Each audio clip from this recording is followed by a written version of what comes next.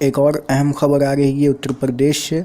उत्तर प्रदेश ज़िला बाराबंकी के रामनगर रानीगंज इलाके में हुए इस वाक़े पर पुलिस का कहना है कि मरने वाले खाने के बाद शराब नोशी करी थी, इसलिए महलूक के पोस्टमार्टम करने के साथ इस खाने की भी जांच के लिए लेबोरेटरी भेजी गई है।